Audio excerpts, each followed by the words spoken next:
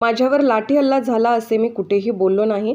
माझे देखील कपडे तिथे फाटले होते. एखाद्या कार्यकर्त्यावर हल्ला झाला तर तो नेत्यावरही होतो. मिटकरींना एवढं महत्त्व का देता? त्यांचा पराक्रम काय तो कळेल. सामान्य लोकांसाठी केलेले आंदोलन तुम्हाला स्टंट वाटत असेल तर तुम्हाला सामान्य लोकांबद्दल काही वाटत नाही. अजित पवार यांच्याबद्दल जे विधान समोर आले ते आश्चर्यकारक आहे. युवकांना मदत करणे ही सरकारची जबाबदारी आहे. युवांना संधी देण्याची जबाबदारी सरकारची आहे. अजित पवार यांच्या वक्तव्याचा मी निषेध करतो. फक्त शिंदे गटाचे नाही तर अजित पवार गटाच्या मित्रमंडळांना देखील भाजप चिन्हावर लढावं लागेल.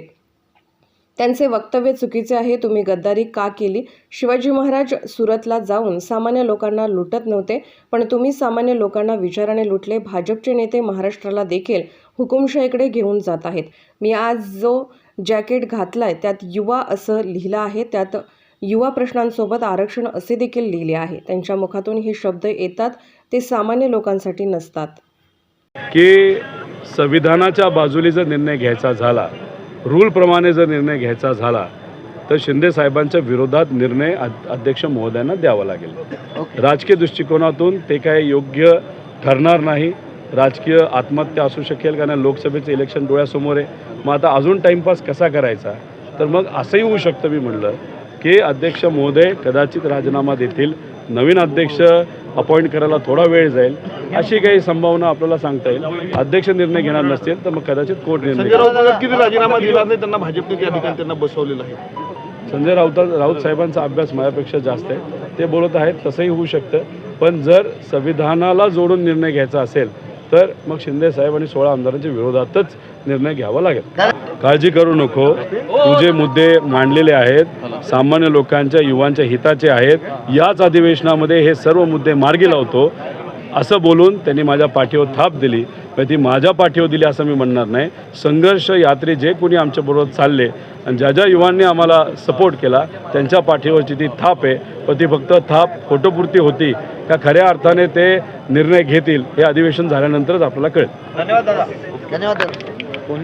दिशाभूल करत आहेत. राम शिंदे सांगतायत की तिथं नीरव मोदीची जमीन आहे. नीरव मोदीची जमीन राम शिंदे आमदार असतानाच त्या नीरव मोदीला विकत घेतली. मग राम शिंदे सारखं नीरव मोदीचं नाव जर घेत असतील तर कदाचित काही हिशोब नीरव मोदीकडनं राम शिंदेला द्यायचा राहिला असेल, कारण ते आमदार असताना जर जमीन तिथं घेतली असेल त्यांचा आर्थिक व्यवहार झाला असं कुठंतरी आपल्याला बोलावं लागेल. मी आणि आम्ही सर्वांनी आणि MIDCला मिळून जी जमीन ही फायनल केलेली आहे त्याच्यामध्ये नीरव मोदीची जमीन नाही आहे. सर्वे झाला आहे. तर उगाच तुम्ही असे काहीतरी मुद्दे काढून 1.5 वर्ष MIDC प्रलंबित ठेवली. तिथं आत्तापर्यंत प्रोजेक्ट आले असते आणि युवांना आत्तापर्यंत संधी मिळाली असती. पण राम शिंदेला राजकारण सोडून दुसरं काही जमत नाही. त्यांना साधं गुऱ्हाळ कसं उभं करायचं हे जर माहीत नसेल तर MIDCचा प्रश्न त्यांच्याकडनं मार्गी लागेल असं मला वाटत नाही.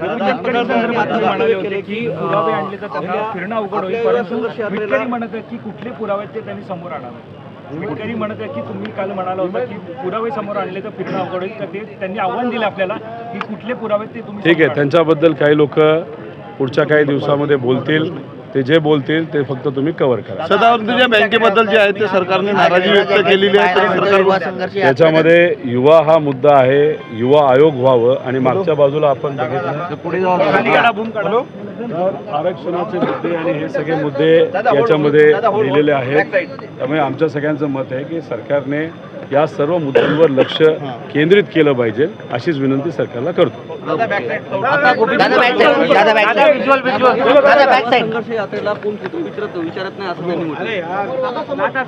सामान्य लोक जर आम्हाला निवेदन देत असतील, शेतकरी, कष्टकरी, विद्यार्थी, युवा, महिला जर आम्हाला निवेदन देत असतील आणि हजारो निवेदनं जर आमच्याकडे आले असतील तर गोपीचंद पडळकरांनी सामान्य लोकांना कुत्र्याची उपमा दिली आहे का?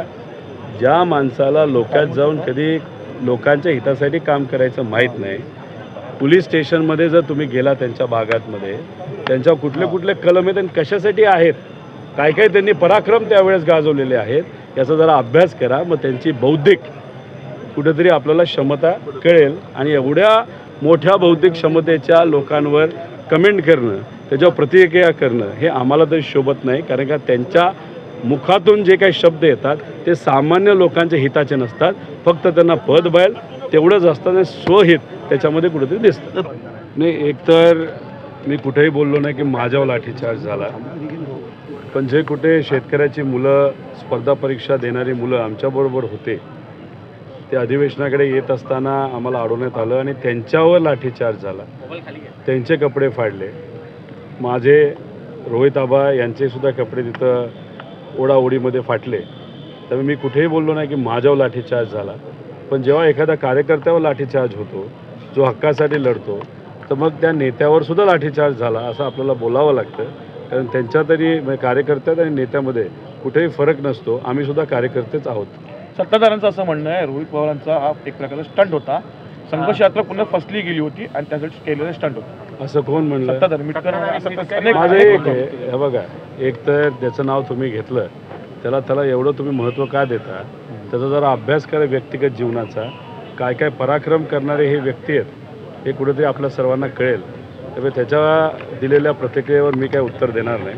प्रत्येक एक टीका होणारच, पण माझं असं मत आहे की रस्त्यावर उतरून सामान्य लोकांसाठी लढणं हे जर तुम्हाला स्टंट वाटत असेल तर मग कदाचित सामान्य लोक हे तुम्हाला काही वाटत नाहीत, युवा तुम्हाला काही वाटत नाही, तो तुमचा विषय.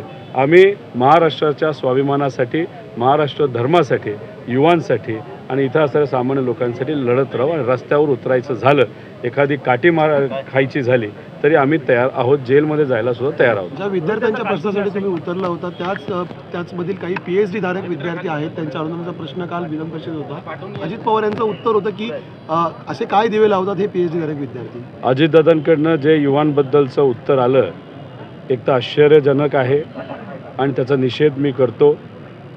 ही जी मुलं आहेत ते गरिबाची मुलं आहेत, त्यांना स्वतः परवडत नाही म्हणून ते सरकारकडे येतात आणि सरकारकडे आल्यानंतर सरकारने त्यांना संधी देणं, आर्थिक मदत करणं ही सरकारची जबाबदारी आहे. PhD म्हणून काहीच होत नाही असं बोलणं हे योग्य नाही. त्यामुळे एवढ्या मोठ्या नेत्यांकडनं अशा पद्धतीने युवांच्या क्षमतेवर जर प्रश्न चिन्ह हे केलं असेल, निर्माण केलं असेल तर हे योग्य नाही. त्याचा निषेध करतो. युवांना संधी देण्याची जबाबदारी ही सरकारची आहे. ते PhDवाले असू, स्पर्धा परीक्षेवाले असू, नाही तर प्रायव्हेट कंपनीची इन्व्हेस्टमेंट आपल्या राज्यात जास्त आणू, तिथे काम करणारे इंजिनियर असू. लोकसभेला शिवसेनेचे खासदार हे कमळ चिन्हावरती निवडणूक लढवतील अशी चर्चा सुरू आहे. कोण? शिंदे गटातले खासदार अशी चर्चा सुरू आहे. फक्त शिंदे गटातलेच नाही तर अजितदादा मित्रमंडळाचे पण जे काही नेते आहेत त्यांना सुद्धा भाजपवरच लढावं लागणार आहे. हे तुम्ही नोट करून घ्या. ते सीट जास्त मागतील आणि एक लेवल असं येईल भाजप त्यांना म्हणेल एवढ्यावर लढा, नाही तर बाकीच्या गोष्टी आमच्याकडे आहेत, आम्ही तुम्हाला बघून घेऊ. त्यांना काहीही पर्याय राहणार नाही. भाजप जे बोलेल ते त्यांना ऐकावंच लागेल.